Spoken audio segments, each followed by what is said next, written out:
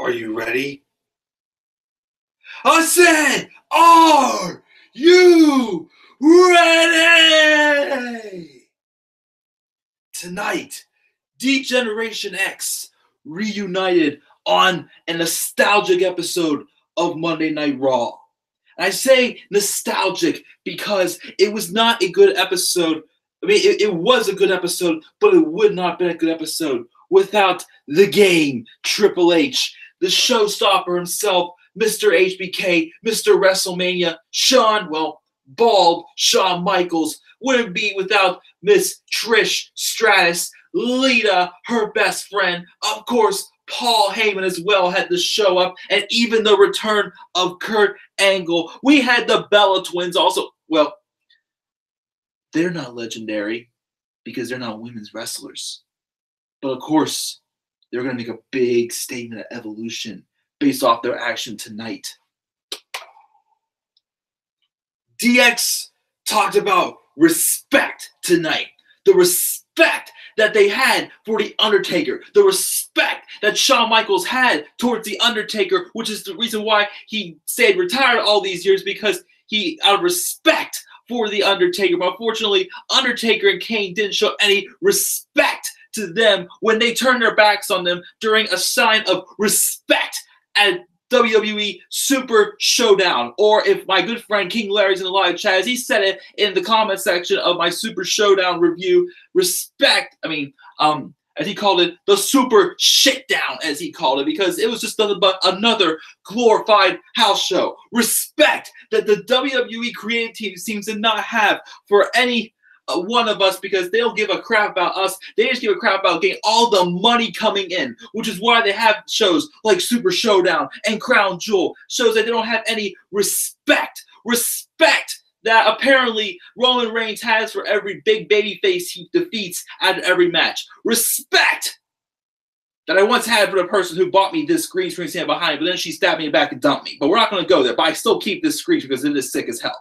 But respect also that Road Dogg Jesse James does not have for anybody out there who disagrees with him and criticizes and just, gives criticism towards the stupid ass mistakes he makes. And that, because of that disrespect, I'm probably gonna get my ass blocked on Twitter tonight by the Road Dogg himself, Jesse James, unless his lazy ass is not, is lazy enough to not want to block a list of people, because I was part of a tweet tonight that obviously bashed Road Dogg big time based off of his decisions, especially when it comes to evolution. And the respect I do not have for Michael Cole after tonight mentioning the fact that we're gonna hype up this big match at Crown Jewel the entire night. When he said that, I lost even more respect for Michael Cole. So for anybody who doesn't know how to show respect, Michael Cole, Road Dogg, the idiot who bought me this green screen, The Undertaker, apparently, because he doesn't show any respect to Shawn Michaels and Triple H, Kane as well, Kevin Dunn, Vince McMahon, all of you stupid idiots out there. Yes, I stole a line from Chris Jericho. We got 2 words for ya. Suck it!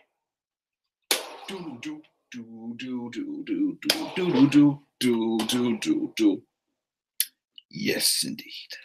All right, guys, that was my, somewhat decent entrance, you can say, for it tonight, since tonight was the reuniting of D-Generation X. And what is going on, guys? This is the Club of the Man, 1993, coming at you, and I am here for my live review of tonight's nostalgic episode of Monday Night Raw. Why I call this episode nostalgic? Well, I'll explain why in a second. But this is the October 8th, 2018 edition of Monday Night Raw that took place in Chicago, Illinois. And speaking of respect that the WWE does not show CM Punk these days, as they tend to bash him here and there on an episode, even though they don't completely imply it, but still, they've just kind of calmed down over the years, but still, that's what they wouldn't do. Yeah, the first episode of Monday Night Raw in Chicago a couple years ago when CM Punk first left, I was so pissed when they played his music and had someone else come out. If you obviously have that much tension with him, then why would you do that? But anyways, getting off track here, we are live once again for the October 8th, 2018 edition of Monday Night Raw. This show is really tough to grade because here's the thing. I did somewhat enjoy this show. There was stuff I did not like, of course, about the show. To me, it was one of the better shows we have seen from Raw in a while. Yes, there was some bland stuff that happened, but some of the stuff did lead to some, positive notes. The problem, though, with this show is that it was filled with a bunch of part-timers. I mentioned Triple H, Shawn Michaels, Kurt Angle making his return, even though he's a general manager on Monday Night Raw, but still, Kurt Angle, Trish Stratus, Lita, Paul Heyman, as I probably said before. Who else? Well, there was someone else I was missing. I'm not sure. No, that's right. The Bella Twins don't count, even though the WWE's eyes, they're legendary. But if you want to also include John Cena for being announced for being in the Crown Jewel World Cup, it's just showing how WWE is continuing just to rely on bring back all these part-timers and not build any other stars around them, just because that's the only way they can bring in money. And also to protect the big dog, Roman Reigns. Although, I will give credit once again, their main event match was pretty darn good tonight, I thought. I did enjoy that match. And it was also the night of turns, Ortiz turns as well, which is why I have my green screen set up in the back right here. Because as soon as this Raw review is over with, I will be recording. Well, I was going to do 5, but I'm going to do only 4 turn alerts now tonight. And while I'm waiting for those to export and upload, I will, of course, be continuing to work on my Let's Play of Shabs 3000 as well. So that's the plan for tonight. The turn alerts for tonight I'm going to do are for Triple H, because obviously he's more of a babyface now with D-Generation X reuniting. The Bros of Destruction, because, now, I'm like, it doesn't really matter, but now that it's obvious, the Bros of Destruction are the heels. We're not showing any respect. And how are you supposed to cheer someone who doesn't show respect? So that's the second one. Bobby Lashley and the Bella Twins. The other one I was going to do was the Brian Kendrick, of course, on 205 Live, but I want to wait and see what happens on Wednesday, because sometimes they do these turn alerts, these alliances, and they go off on their own, but they're still heels anyway. Kind of like what happened with them, Rusev and Jinder Mahal when they were briefly in alliance, and then they split them up out of the blue at Fastlane 2017, I believe it was. Yeah, 2017 had those 2 god awful matches on the show for filler. We're not going to get into that, of course. Yeah, there is a lot to talk about that happened on this show. So we do have kind of like a clear picture, even though also there were 2 freaking rematches from Super Showdown. And of course, it got me wondering, one, why have a match? Why have these rematches again? What's the point of them? And 2, the stuff that happened after the matches, I'm like, why couldn't we just done this at Super Showdown? But then I thought about, you know what? That's what we're going to prove once again that WWE, once again, just used Super Showdown as a glorified house show just to get our money. And apparently they lied again, saying they had like 70,000 some people in the stands at Super Show. I read a rumor recently that apparently there was only 62,000. So WWE, once again, liars. Anyways, but let's get right into this. First, as always, let's check the live chat and see who is here. Let's see which fans we got here. We have Lauren, who has a new profile picture. What's up, Lauren? Saying hi. She's giving it a B-. Only great parts were Lita, Trish, DX, and Kurt's return, the Bella's heel turn, and possibly a Lashley heel turn, and Cena being in the World Cup, and Dean walking away. She thought Raw was actually good. Heyman's return was good, too. Evolution and Crown Jewel is actual, and that got cut off there. Larry thought that, what's up, Larry said Raw was BS. Suck it, as he says. Which, again, here's the thing. Again, this episode of Raw, again, was not bad. But look at the bigger picture. It was only good. It was only as good as it looked because of all the part-timers. Like, who really succeeded? Like there was a couple little good parts. Like, okay, this was a good move here. That I'll give credit to. I'll give nods to when I talk about it. But I do agree. If it wasn't for these part timers, this episode of Raw probably would not have been that great. Lawrence says Raw. So mentions again. Crown Jewel and Evolution. She thinks is actually looking good, to be honest. I'm still not going to give in the Crown Jewel. Not giving in the Crown Jewel. I gave in the Super Showdown, not giving in the Crown Jewel. Again, I will go back and watch the Bryan and Styles match. Not gonna give it a full chance like I did with Super Showdown. She said finally no CM Punk chance. I heard them one time later in the show. I thought, but they weren't too crazy. Nice intro, thank you. Larry's saying he's a heel. Hands in the air, crown jewel. Because apparently I'm very entertained when I do that. Worst parts of Raw were AOP. She didn't like the AOP thing, which I understand. Battle Royale, Ember Moon and Nia, the tag match of the Ascension, Root and Gable also. I'll support if you're a heel, Larry. Heel Larry. So is DX face, a Burroughs Destruction heel. That's what it looks like. So, and yes, of course, Leo Rush's. The good thing about having also is Leo Rush can now be considered a full-on heel, and he doesn't look like an idiot being, a heel on one show, but a face on the other. So that is pretty much straightened out now as well, which I'm cool with. Robbie, what's up, Robbie? Hashtag Rematch City. And I'll be giving a shout out to Robbie and my good friend Daniel, guys, also for a couple things that were mentioned tonight as well. What's with Show versus Orton and Jeff versus Joe tomorrow? WTF. For this precious World Cup that they're doing. And keep in mind, there's apparently 6 spots. Right now, 2 of them are claimed by part-timers. Kurt Angle and John Cena. No Finn Balor. No Bobby Lashley. No Braun Strowman involved in this. Well, he's in the championship match. But yeah, so far we have 2 part-timers. I'm okay with 1, but already 2 of the 6 spots are part-timers. Why? We got Mark Johnson. What's up, Mark? I haven't seen you in a while, man. Is Kevin Owens face now?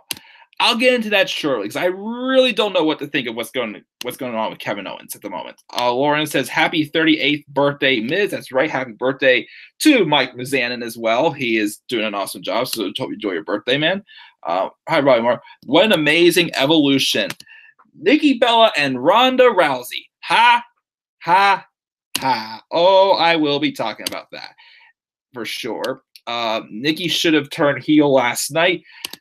Exactly. Why do we have to? No, again, I know why we had to wait till Monday because once again, Super Showdown was just a money seat deal, or pretty much just to get our money, do nothing there, and then do what they should have done in Super Showdown on tonight's episode of Raw. That's exactly what happened. The rematch from Saturday was bad too. She's not to be honest. That's my problem, Mr. Ruggiero. I always look at the bigger picture, which not a problem at all there. All there, Larry. And by the way, thank you again for spelling my last name right. Everybody always spells it wrong, but it's okay. But thank you. WWE gets better because of the part-timers. Bingo, because we're all geniuses here and realize that. You are not interested in the DX versus Bros of Destruction or the World Cup. I don't know. Maybe DX and Bros of Destruction. The thing is, I don't want to get too invested in Crown Jewel. Because, again, I know it's going to disappoint me like Super Showdown. And the World Cup, like, what's it gonna lead to? Like, just a trophy? Are you gonna get like a title match out of it? Or are they gonna gain like something else? Like, whenever my years of watching wrestling so far, that King of the Ring, Greatest Royal Rumble, what have they led to for them? It's just like, okay, you get this, but it means absolutely nothing. That's the reason why I'm not really into the World Cup right now, in my opinion. That's just helpful review. Leo is so annoying. Damn, I keep saying shut the fuck up. Well, if he's supposed to be a heel, he pulled that off pretty darn good tonight. Bailey's match was terrible too. Oh yeah. And do you think Angle and Cena should be or shouldn't be a crown jewel? I'm not saying they shouldn't be, but why are we already filling up a field of like a World Cup with just part-timers? Like, that's my thing. If they can be a crown jewel in some ways. Like, I'm saying part-timers don't have to. I'm not saying I don't want part-timers being at shows. But I'm saying is when they're obviously filling up everything else and no one fresh or new is being, developed or being, put over whatsoever. That's what I have a problem with. That's what I'm saying. As much as I love DX and Bros Destruction, I'm not excited for their match at Crown Jewel because it feels more forced than special and natural. Which means it's in some cases, yes. Because think about it. I mentioned my Super Showdown review. Undertaker obviously cannot pull off a 25-minute match. With Triple H involved, that he's going to want at least 20, 25 minutes in that tag match. And I personally just do not think that it feels like 10 years ago. I'm sure these four could pull off a good match, but let's face it, Shawn Michaels looked in the best shape out of all four of them, and he hasn't wrestled a single match in 8.5 years. Triple H, still looked decent, but you can tell he's starting to wear down. Kane, man, Undertaker, again, he didn't look too strong in that match on Saturday, in my opinion. Robbie can't stand Raw, even though I haven't watched it in quite some time now, and can't stand the lack of specialness by WWE when it comes to events like Crown Jewel and Super Showdown. Once again, because it's just a money grabber, pretty much. It just shows how greedy and how much of a money whore the WWE has become in years. So now they're just filling up like all these random network specials. Crown Jewel, Greatest Royal Rumble, Super Showdown, or as Larry called it in the live in the comment section after my review, Super Shitdown, which I pretty much agree. I made a short video because I just got pissed. I can't help myself. Everything feels lifeless on the show. Maybe I just need to walk away from watching wrestling for a while. He cheated. He checked the Twitter from time to time. Hey, dude, no worries. Oh, that's right. I checked my last name, but dude, no worries at all. But, Larry, again, I don't blame you, man, but just keep coming back to support the channel. I'll give you a good laugh and entertain you more than 3 hours of Raw. That's why I get your name right, which is awesome. World Cup is to determine the greatest superstars of all time, as they said. I guess in some ways true, but I don't know. It doesn't really excite me too much, I feel. But, you got a point. It could. Orton and Jeff are qualifying for the World Cup tomorrow, she thinks. If Becky gets DQ'd tomorrow, she'll lose her title. I heard that's something going to happen for that match. Yeah, but of course, Becky Lynch does not need to be booked like a coward. That's the thing that worries me. Becky Lynch should not be booked like a coward. So they're going to keep going down that path, and now just ruin her next because she wants to be a heel. Best in the world. Ha, ha, ha. Without a Kenny Omega, pretty much. Yeah, Triple H, HBK, Kane, Taker all in their 50s. Give them credit. Yeah, true. I do give them credit. I do. I'm not saying, again, I'm not trying to crap on them, but it's just like they're in their 50s now. They can't. It's not as like big. Again, without trying to sound like I'm insulting anybody or just like being a dick or anything, but it's just like I just don't want to be as hyped for it as I probably would be if I was seeing those four wrestle like 10 years ago, pretty much. What I'm saying is, Taker, is not as durable as he used to be. When it's a shorter match to the point, okay, it's strong. The match with Cena was short and to the point as WrestleMania. The same case is kind of for, him and Rusev. Again, the match on Saturday with Taker and Triple H was better than I thought it would be, but you can tell, the bodies were wearing down each other. I just felt, but that's what I meant by that. Lauren says her sister said WWE is so bad. It was better 10 years ago. She agrees. It's stupid now. It's not just stupid. It's intelligence insulting as well, because the WWE goes out of their way just to troll with us, pretty much, and just play games with us. But let me tell you something. We don't play games here. I hate playing games. Well, I like playing games, like Skippo, but I don't like playing mind games, insulting people in people's intelligence, pretty much. Super House Showdown. Yeah, Robbie. Larry says he'll always come back to the channel. The problem is it's not easy to walk away from wrestling or from a show you've watched your whole life or most of your life. He's tried how many times? Wrestling is pretty much like a religion. Hey, I got to say, I agree. It is hard to let go of it sometimes. That's why, so far, knock on wood. Well, I shouldn't say knock on wood. It's not going to be jinx big time. I haven't, walked away from the wrestling prod. If I miss a show, it's because I was doing something else. But in my 6 years so far, I've been a wrestling fan. Haven't walked away yet. Of course, I haven't been as long a fan as I've been for baseball, because when the Pirates have sucked this past couple years, I've walked away from that pretty much. But yeah, I haven't been hit with that yet. But could change down the line. You never know. But I guess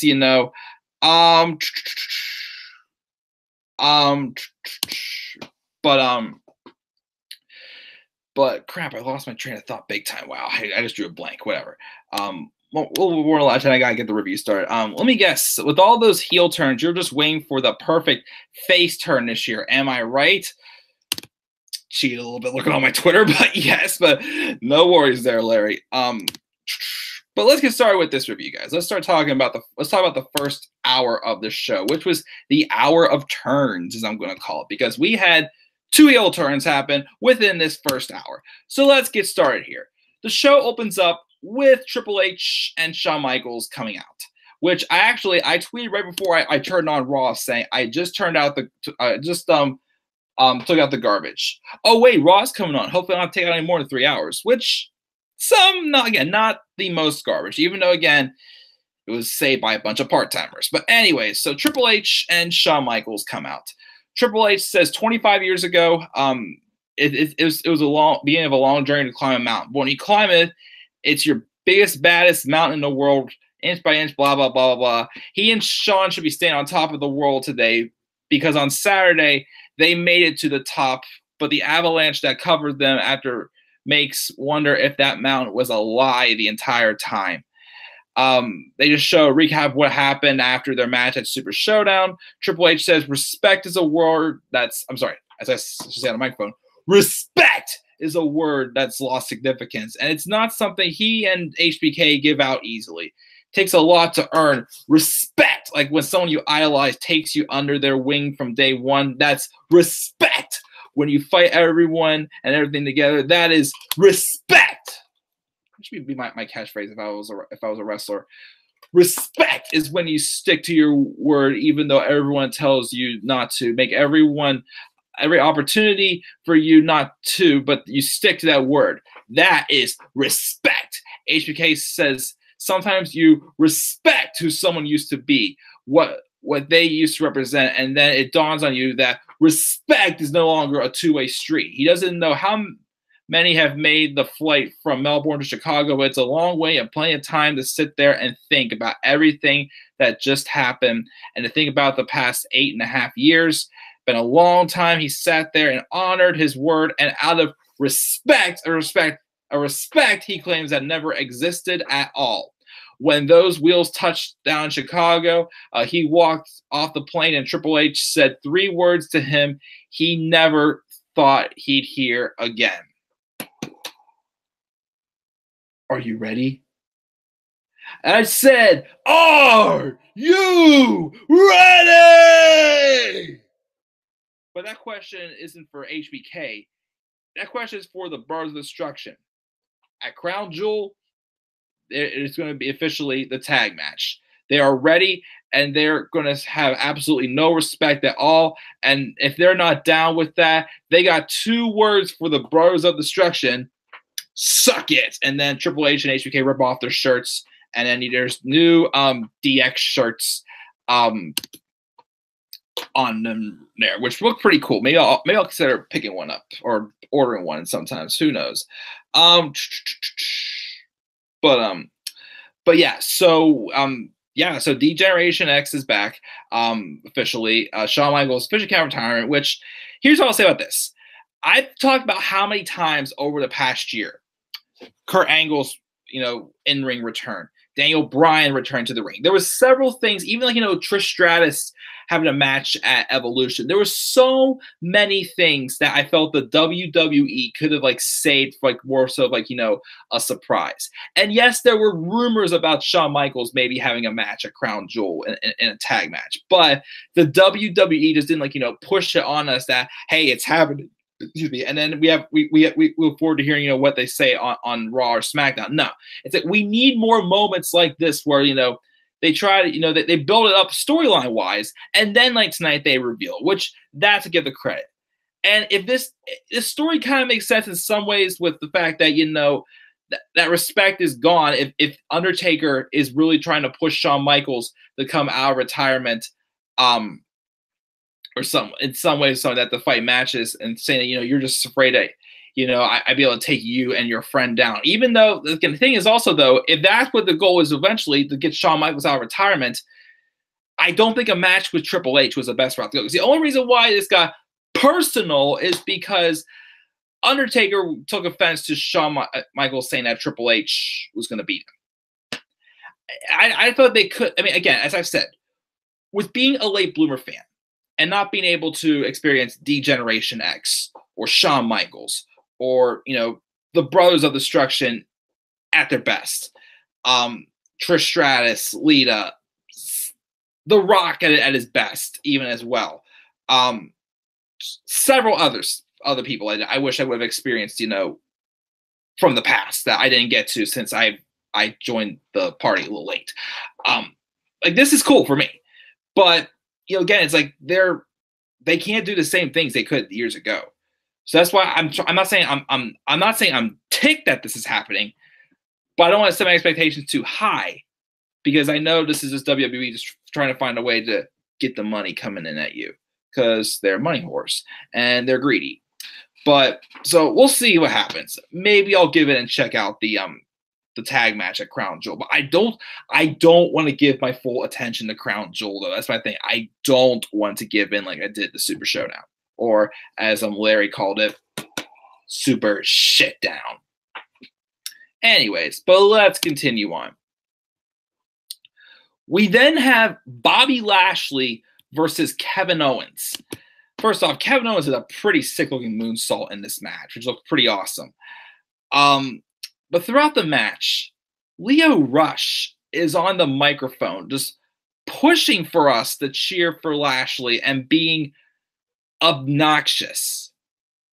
And I'm thinking to myself, why are we doing this?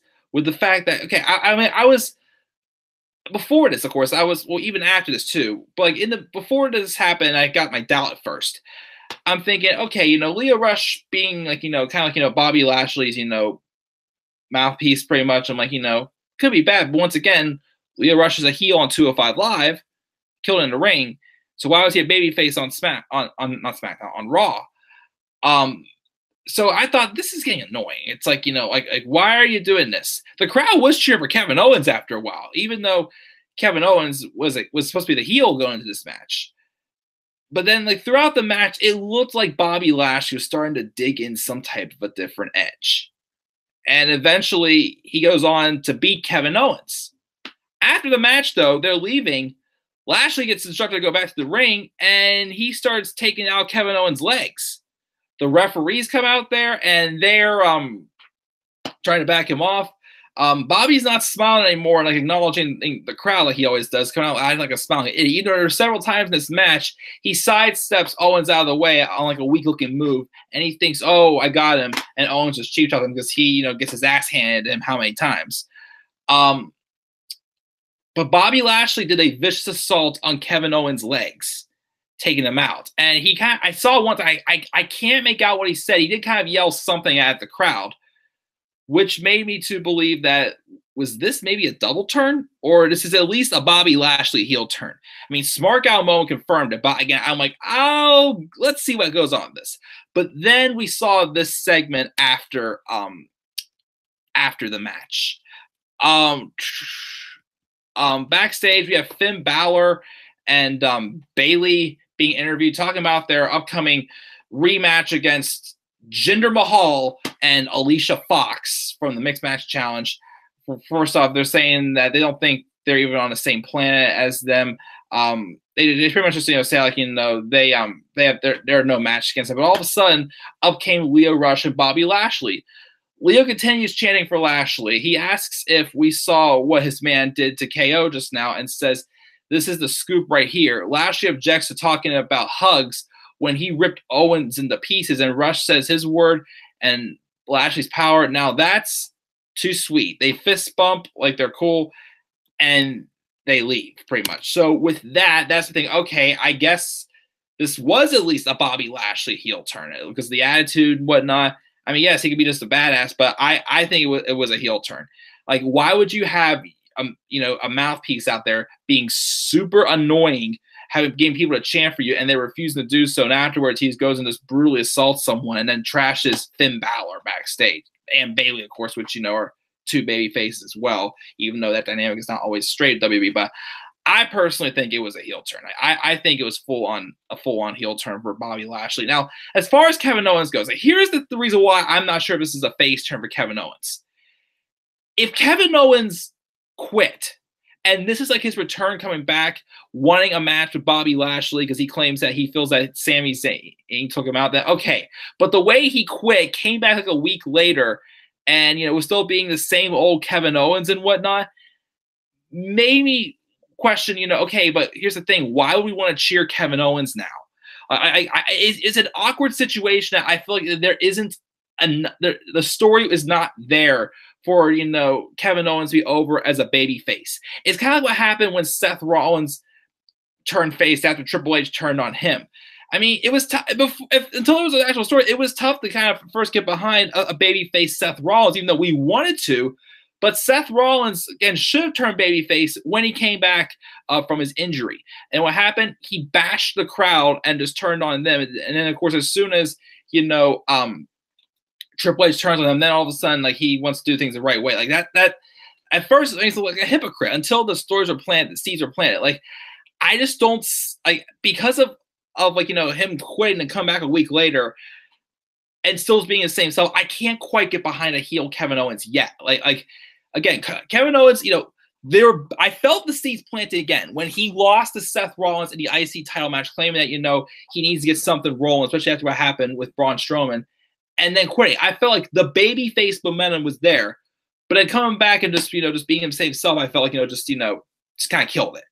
So I don't know if this is going to be Kevin Owens turning face or not. Again, I just need to see a little bit more, in my opinion, honestly, before I do the turn alert. I mean, if you think it's a face turn, awesome, all power to you, no problem at all.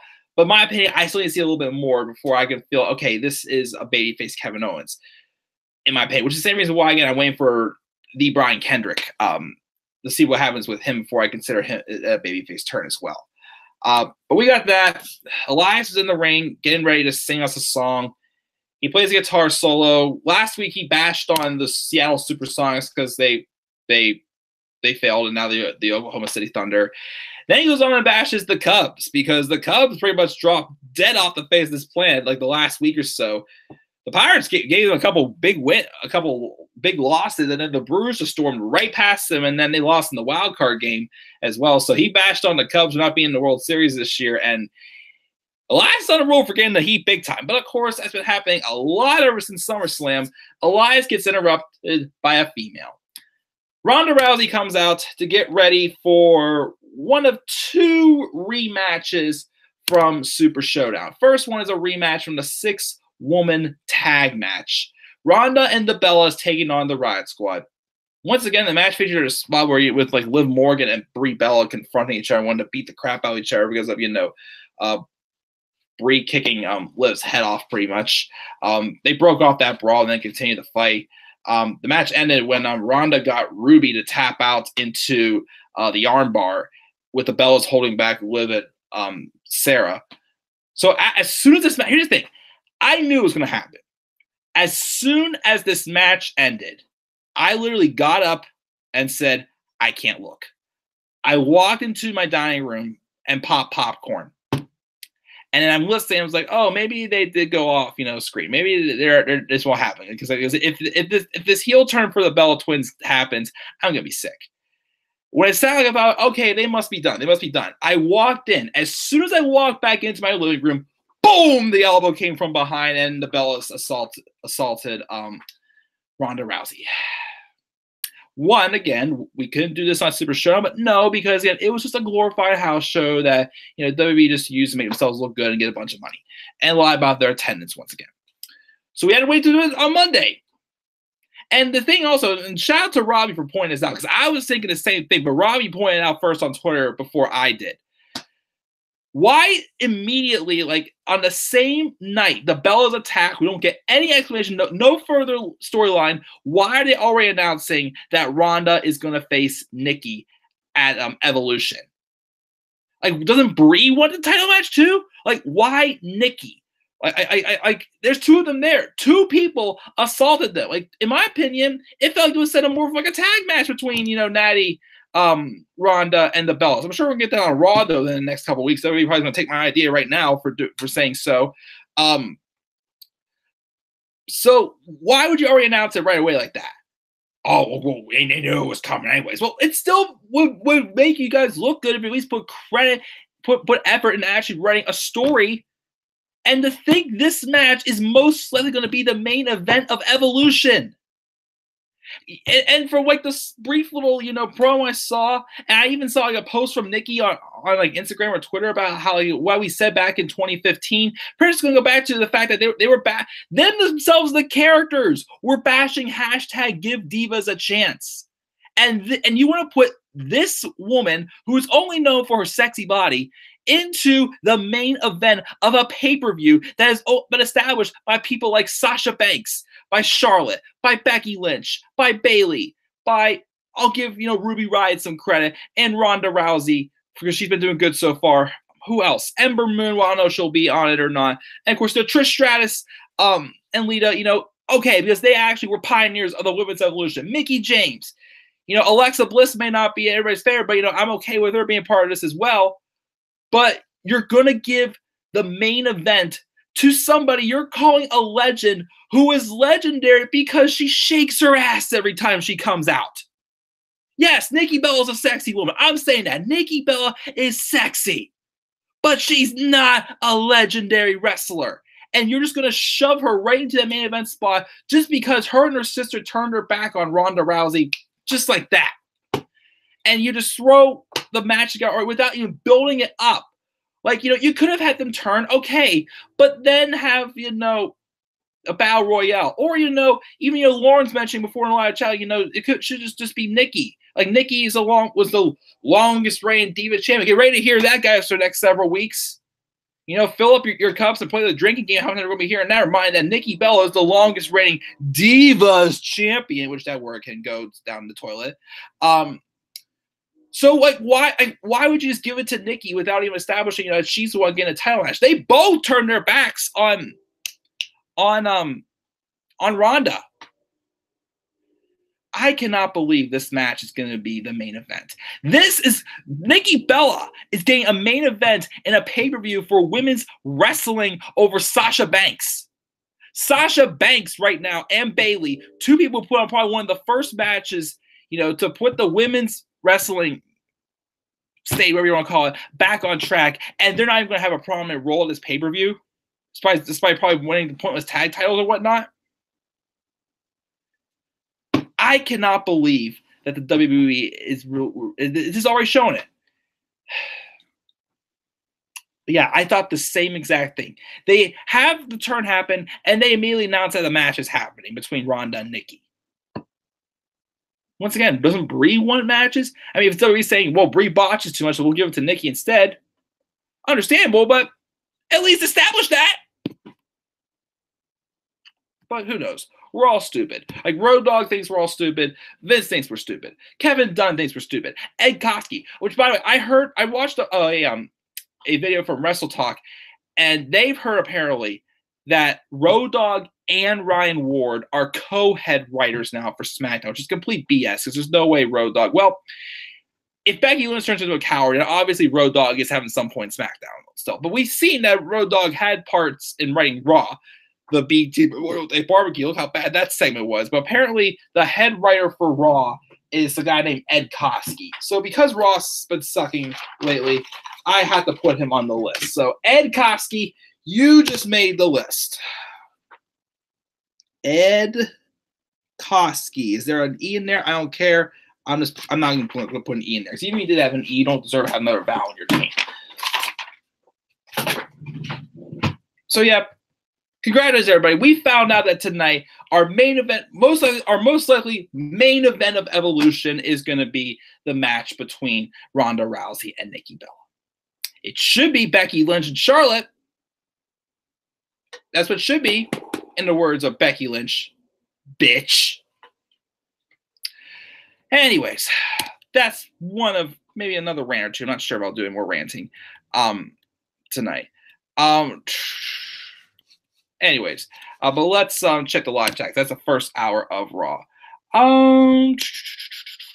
Let's see here.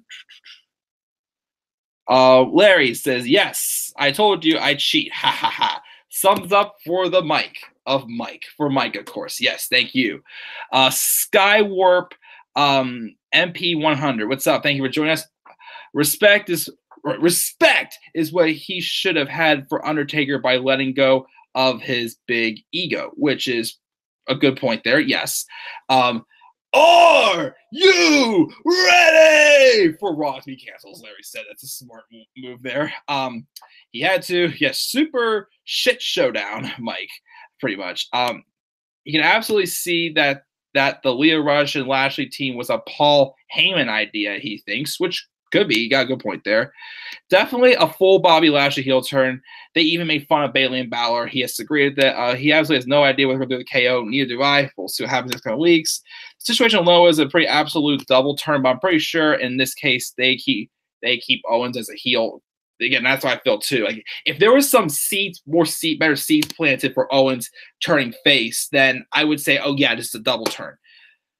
But yeah, I'm not sure what they're going to do with Kevin Owens. But we do need baby faces now. Like literally, I didn't want to take up more time, but I will sometime either tonight or tomorrow go through the current main roster, including cruiserweights, and I will count how many heels are on the main roster right now. Because again, there are way too many heels. I mean, yes, obviously Dean Ambrose, Bobby Lashley, Charlotte, a few other people, who need heel turns badly, but we need baby faces. We need big time baby faces again on this show. I'm not talking about bringing back all these part-timers and making them the baby faces.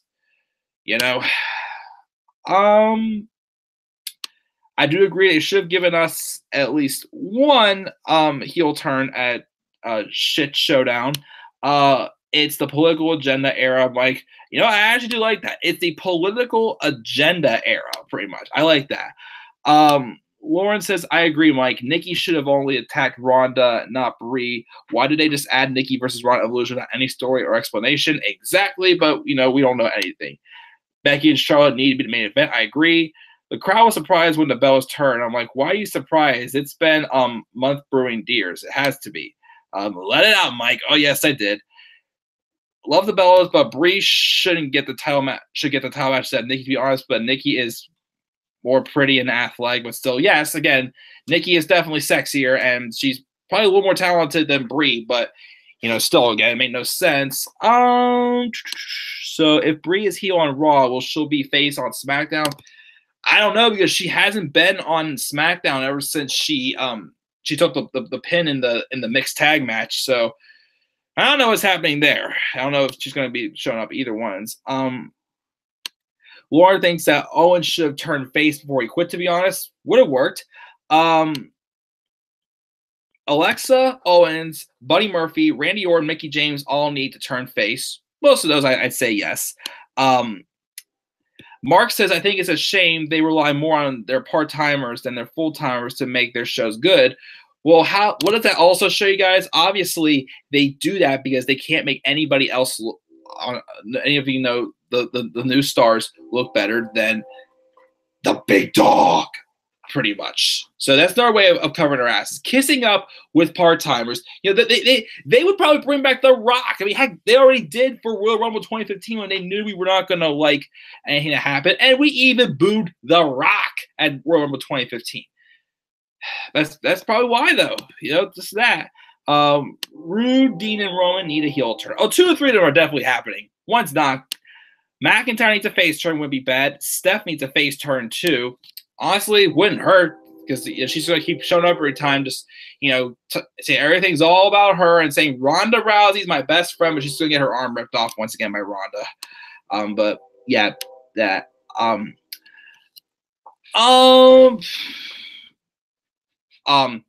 Larry says, and that is a damn shame. There are so many ways to make your shows feel special with a roster like that, but they won't do anything to make the show feel alive. They will not.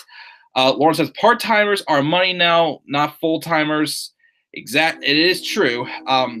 Larry is not for a face. Stephanie, keep her completely off television, which, honestly, again, heel Stephanie off television would be nice. Because, I'm sorry, her just going on, again, as I said how many times, the reason why, the real woman, Stephanie McMahon, she's done a lot for the company. Give her a lot of credit, I wouldn't bash her if I ever saw her, but the character Stephanie McMahon crawls up my skin, as I keep saying, because yeah, she's a heel, but how many people does she go on the show and just bash, and none of them can touch her, get their comeuppance, give her comeuppance, making her just like verbally abusing everybody and making them all look weak. That's the reason why I can't stand Stephanie McMahon. She has white heat. Like, she has white heat.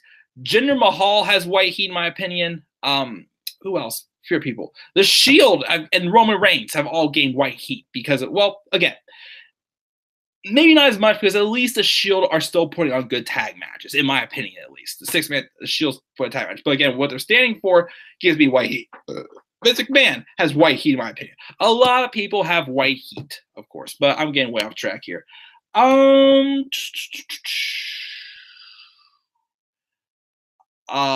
Rock is supposed to win the Rumble.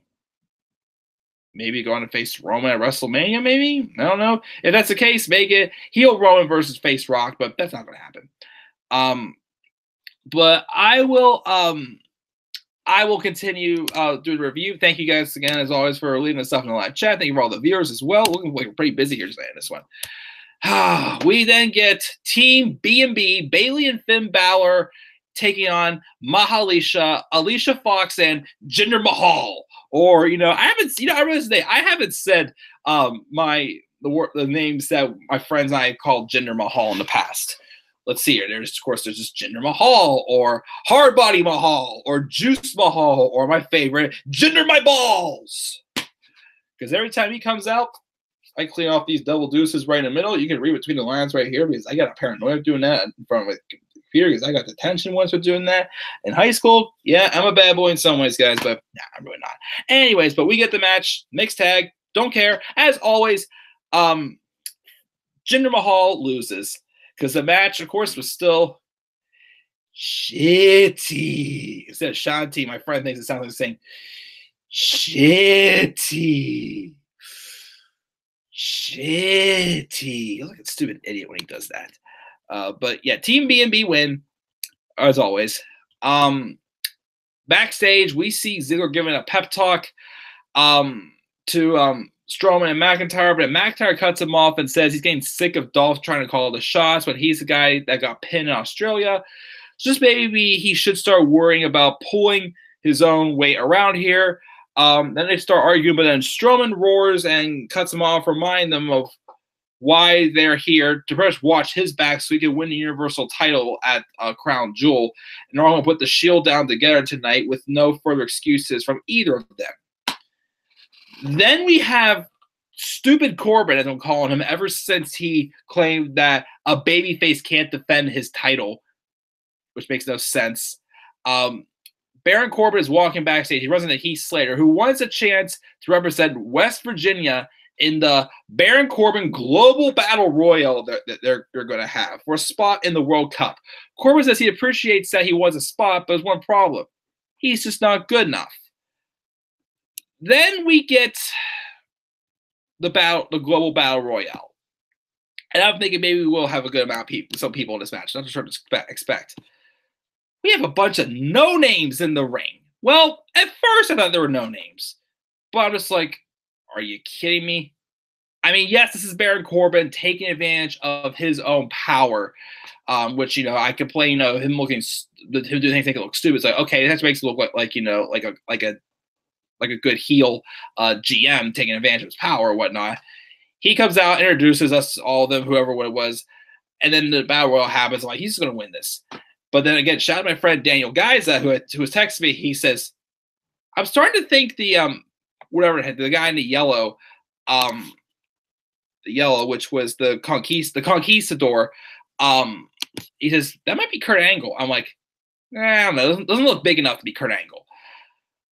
I didn't like, though, how they kept making it obvious by pointing out that the Conquistador was sitting outside the ring. Like, they were making it way too obvious. Like, don't show it to him. Don't show him until, like, towards the end of the match. So the match happens. Corbin eliminates everybody, of course, and he thinks he's won, but the bell's not ringing because the Conquistador was not eliminated. He comes back in, and he starts doing suplexes. I'm like, I think Dan was right. This might be Kurt. Doesn't Angle say, okay, it's definitely Kurt. He eliminates Corbin from the match, pulls off the mask, and sure enough, it is Kurt. Kurt Angle makes his surprise return, and of course, afterwards, he's to be interviewed backstage. He was asked to be interviewed, but then he says he can't because he's technically still on vacation, and then he just walks away because obviously, he probably would have gotten in big trouble for, coming back in, sneaking back in to have the match and get Corbin his comeuppance for being just, a stupid idiot and a bad GM, which, again, I'll throw it out there also. Robbie mentioned on Twitter also, and to me, it's obviously starting to show signs that maybe we're not going to be getting Raw versus SmackDown for Survivor Series, which is like, you know what? Awesome. Because it doesn't need to happen again. What we're going to do is just bring bragging rights as it's been the past couple of years, take a break from it, and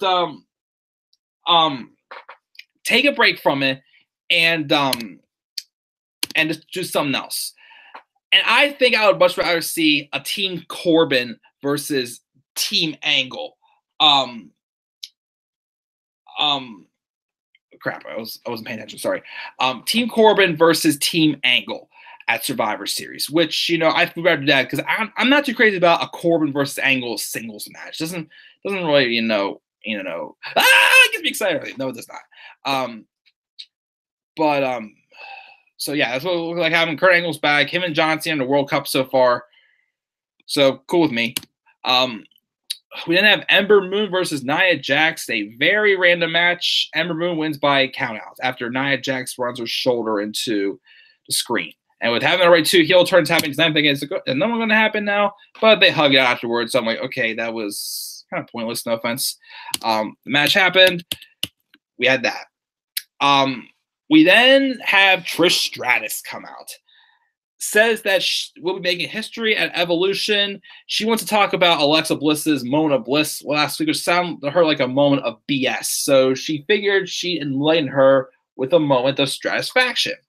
Out came Alexa Bliss and Mickie James. And Mickie was, first off, Mickie was kind of fixed up her hair thinking, oh, was Mickie trying to be Psycho Mickie again? Since that's the girl she was hitting on back in 2006. But of course, it's PG, so we can't go that far. But may I say, Alexa Bliss, looking pretty good tonight, honey. Sorry, I know Buddy Murray's going to kick my ass now for saying that, but I just had to say it. She's looking pretty good tonight, I got to say. Bliss questions the creativity of her idea before saying that nobody cares what she has to say alongside. Trish points out her math was off last week. That's not the only place she comes up short. Alexa wants to put the insults aside for a second, admitting she's got goosebumps and she's honored to, be out here facing a Hall of Famer and all that stuff. She puts all these great things before saying, but that she could finally tell her face to face that she sucks. And she should be lucky Bliss wasn't around back when she was around because she wouldn't be a 7-time champion or a Hall of Famer, just an afterthought in Alexa's shadow. Strash questions that before inviting Bliss to come 7 to the ring so they can do it right here in Chicago. Mickie and Alexa go to the ring. Mickie gets in front of the mic, says it's not happening right here because these people don't deserve it. And besides, she and Trish both know nothing good ever happens in Chicago. She's making a reference to her little, inappropriate gesture, WrestleMania 22. Yes, but anyways, we're not going to talk about that again. Trish asks her to tell her little bestie friend what it feels like to wrestle her, and she's going to take care of business like that at Evolution. She says that Alexa's going to feel a Hall of Fame beatdown Evolution, but she's got a better idea, and they're going to team up at the pay-per-view. Trish is into the idea of it being a tag match and wonders who she asked her to be her partner because it's extremely difficult to decide. But then out came Lita. And Lita came out. They had a little bit of a brawl. Lita gets up to head up top to do her little, moonsault. But then Bliss gets out of the way with Mickie. So they made it official. Instead of just being just a one-on-one match between, Mickie and Lita and Trish and Alexa, it's going to be a tag match between the 4 of them, which I'm okay with because, in my opinion, Mickie and Lita, okay, that would have been all right. Trish and Alexa, though, been okay, but wouldn't have been too exciting. So just put them together, really, in my opinion.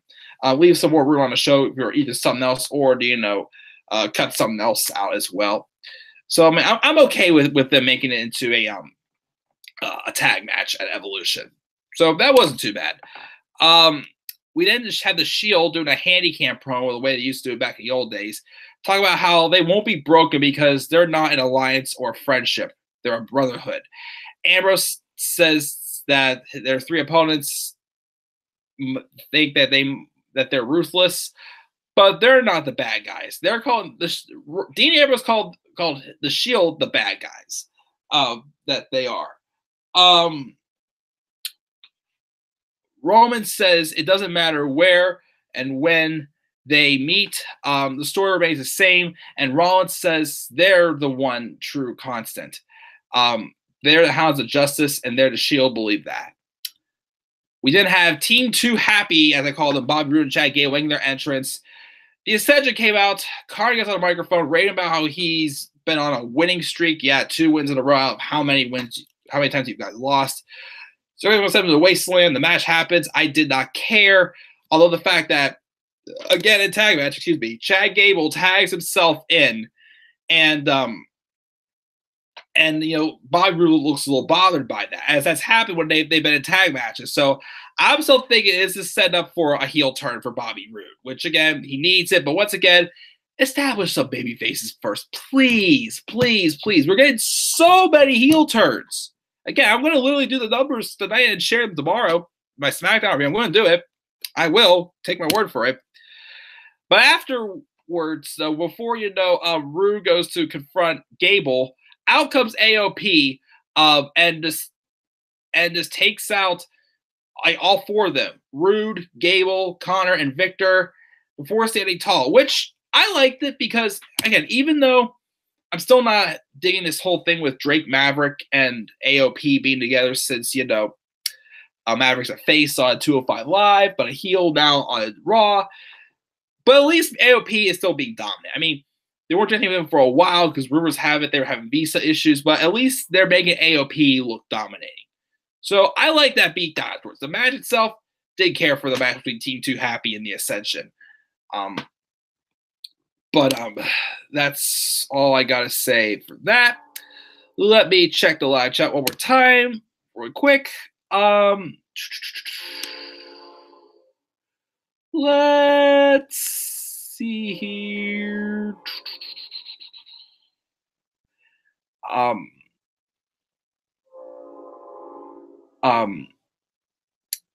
Lauren asking what white heat is. Some people use white heat as like proper heel heat is like effective heat. Well, this is what I've heard from other wrestling fans for.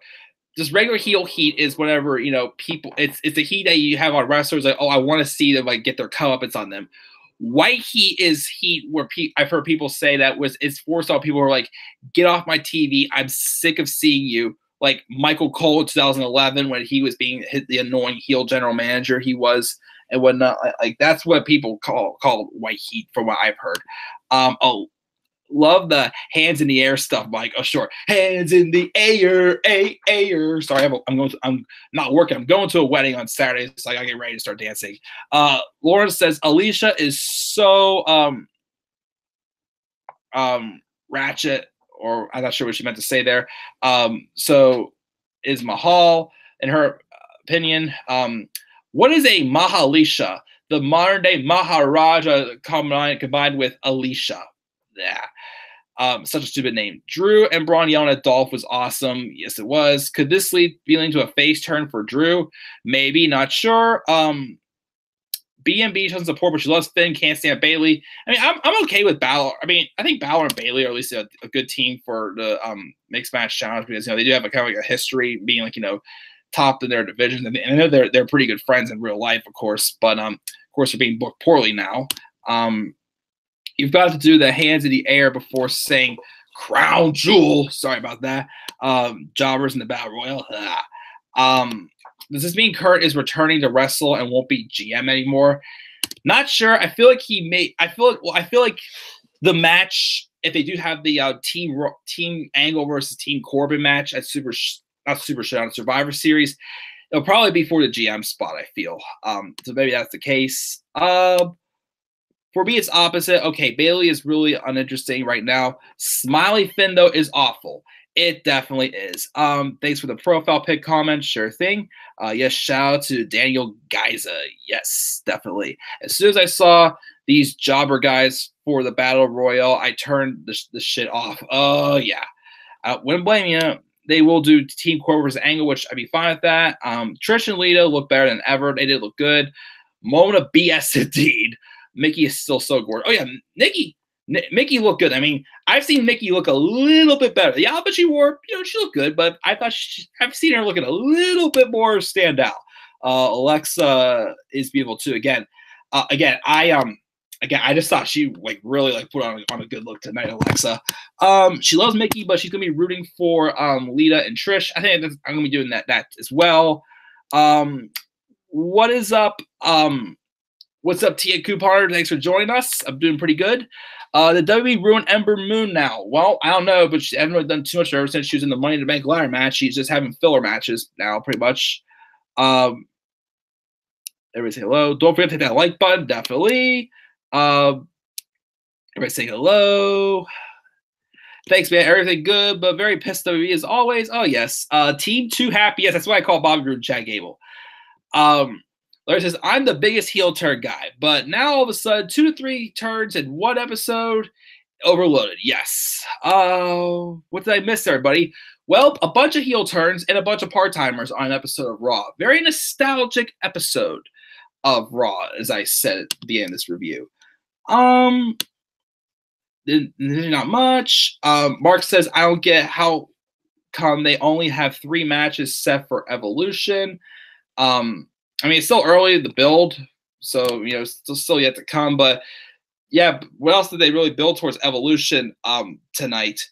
Besides, the tag match and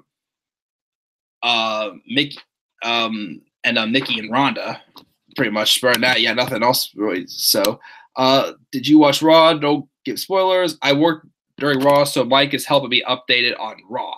That's right. Yeah, I can forget because well, actually, it's a good thing again. You work during Raw at Tia Couponer because you don't have to sit down there and just sit down and watch an annoying episode. And the hyper intelligence. Actually, again, as I said on Twitter, anymore, I more so just watch Raw. That way I can find something to come up here and rant about and just entertain you guys pretty much for it. And, it's not a waste of time for me, but this is just a crack up to see what other garbage they throw at us, pretty much. But, yeah, pretty much. It's good to have Mike. Yes, it is good to have me. Because I'm the Flash. Now, I more so got this shirt. Well, I got it for Christmas one year, more so because, I like the Big Bang Theory and, Sheldon shirt a lot. So that's more so why I wanted a Flash shirt. That's why I got it for Christmas. Anyways, and of course, Tia Couponer says, I'm more entertained than Raw. I humbly appreciate that, guys. That's why, of course, I wanted to rant on Raw, of course.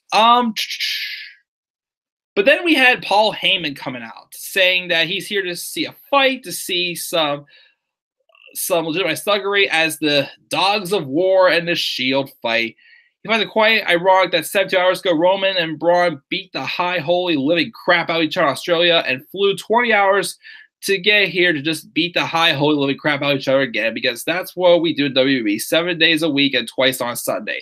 I thought he was going to first say, that's what we do at WWE, give rematches just for no reason because we don't know what we don't feel like writing anything else. Brock Lesnar is at home eating a home-cooked meal and training at the gym he designed for the specific purpose of becoming the very first 2-sport champion UFC and WWE. He says Brock is the only individual who wants to win the title because both Roman and Braun are part of a team, blah, blah, blah, part of a team. We, me, is all he says. So he first says that Brock's going to take the title back in Saudi Arabia. And then the Shield come out. And we have our main event. Braun Strowman, Dolph Ziggler, and Drew McIntyre taking on the Shield. Roman Reigns, Seth Rollins, and Dean Ambrose. I keep saying, again, I am definitely not happy with, how they booked the Shield. Again, they're pretty much just there just to, kiss our asses and just, force Roman's title reign on us and force us to love him. Even if they would just let him be him and not make everything involved in about him. Matches are much more easier to digest. And that's how I felt in this match. Again, that's why, I thought the match on Super Showdown between these 6 was decent. This match as well, I thought was pretty good as well. Gotta give the credit, there's still 6 of the best talents. And together, they can put on great matches. But once again, like what this is all revolving around is puts the bad taste in my mouth. And the fact also that they have Braun Strowman, and here's part that pissed me off in this match. Braun Strowman, one time, McIntyre and Ziggler were down, and the Shield pretty much was staring down Strowman. And I'm like, Strowman better go in there right now and try to kick both their asses. That's what he does. He doesn't back down from a fight. He always wants competition. What does he do? He backs off, jumps off the apron, and walks over there and starts yelling at McIntyre and Ziggler again.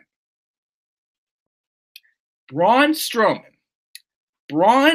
freaking Strowman backed away from a fight, guys.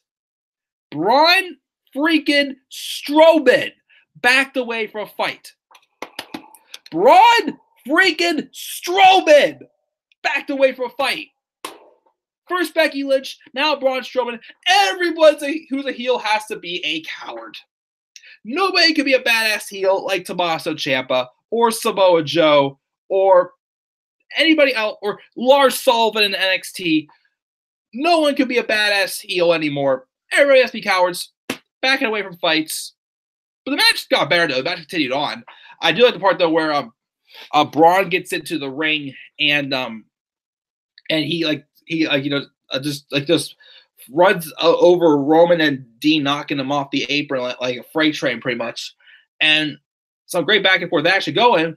But then, to my shocker, well, I should say shocker, but in a good result at the end to a great match, the heels win. McIntyre, I believe, hit the Claymore kick on Ambrose to get the win. Which, by the way, also speaking of Ambrose hit a really significant DDT on the outside on Strowman. Also, at one point during this match, I also worried that there was that one part where it looked like that Rollins was trying to do a Falcon Arrow on Ziggler, but it looked like that Ziggler was way leaning back and they both went tumbling over the ropes. I don't know if that was a botch, but either way, hopefully they're okay. But I'm not sure what exactly happened there. But that DDT was sick. But then McIntyre hits the Claymore on Ambrose, and it looked like they were teasing a breakup between the Dogs of War, whatever heck you want to call them, as well. But of course, after with the match, they're all good because we won, we're all fine now, so we don't have to hate each other anymore. But then it gets quiet. After the match, Ambrose doesn't even look at Rollins and Reigns. He rolls out of the ring and just walks away, and that's how the show ends. Which I keep saying, okay, I like that they're at least having some of a story. They're teasing, some tension with the Shield. But once again, as he keeps saying, I don't trust WWE to actually make this effective. But I can really see them dragging this out, and by the time it happens, we won't care. Like, that's what I'm worried about. I'm not trying to be negative, but this is what I continue to worry about. I got a lot of notifications from Twitter. I just want to see if Road Dogg blocked me because I got involved in something on Twitter involving Road Dogg, and I probably said some stuff that's going to piss off Road Dogg. But once again, a lot of people said a lot of things. So, like Robbie's reply. Let's see here. Did Road Dogg block me yet? Road Dogg. No, he didn't. I thought he would, but then again, a lot of people said a lot of crappy stuff to him in that post. So he's probably too lazy to block people. I'm sorry. He's too lazy to write a good story, but he's not lazy to block people on Twitter. Let's put it that way. Even as a big amount as once. That's what we have to show. Dean Ambrose walked out. Well, we'll have to see what's next for Dean Ambrose. Again, I don't think that was a full-out heel turn yet, but we'll wait and see what happens next week. Maybe it is going to happen sooner than we thought, but who knows? But it's obvious also to me that we're also going to be getting a third match between these six, probably a TLC match, finish up the feud.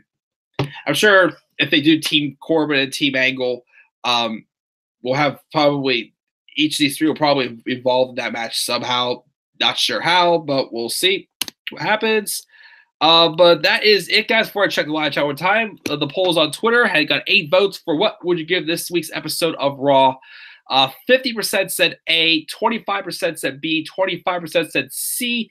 Nobody said D or lower. It's probably a first for the first time in a long time for Raw.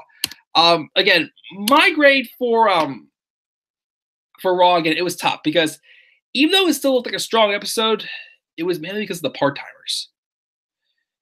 I was going to give this it's like a C or a C plus, but I was a little late, gave it a B minus because some of the part timers are still good.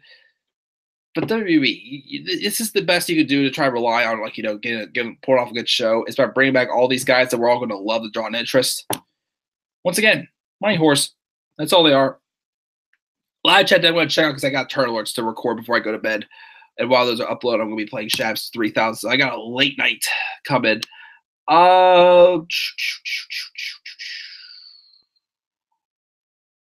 Cool flash shirt. Thanks, Larry. 1,000 times more entertaining. How can a wrestling show be so freaking lifeless? Don't get it. Once again, because they don't care as long as they have the money. It's all they think. Tia Carmella thinks that Roman Reigns and the Pound Puppies are the heels. Yeah, they should be because they, you know, ruined a cash in for Braun Strowman. But no, we're supposed to hate him. That's ridiculous. Even all those legends, men and women, coming back does nothing for me. And trust me, I'm not the only person who feels that way. Oh, I agree. Love the Pound Puppies name, of course. Blame Vince for Braun's run. Oh, of course, yes. And here's the thing also. It wouldn't surprise me if after this feud between Braun and Roman, if they turn Braun face again and act like, oh, you can like him again now, guys. Nothing happened, but it'll be too late. The damage will be done. Braun Strowman won't be the same if he turns back to being babyface again. Reports say there was a very dangerous virus in the arena tonight. Oh, goodness, not the mumps again. I would want to see Braun with AOP and Ellering as manager. That would be badass, but of course they won't pull the trigger on that. A heel turn virus. That's what we're referring to, Larry. But yeah, there was a heel turn virus going on, and it's been throughout the years. We've had how many heel turns this year? Again, I'll count. I'll get the results on those tomorrow. How many we've had, whatnot. WWE won't pull the trigger on the Dean Ambrose heel turn until Survivor Series or TLC. I still think it's not going to be till TLC. Here's the thing: if the Shield would have won tonight, I would have said it's going to happen at Survivor Series. But now, since the Shield lost, and I could see them having their third, you know, 6-man tag match between the 6 of them at TLC. That's where I think is the earliest we'll see the Dean Ambrose heel turn. Just don't drag it out. And there were way too many turns tonight. I agree, too many T's as well. I think it'll be either Dean versus Roman for the Universal title at TLC or Survivor Series, or Dean versus Seth for the Intercontinental title.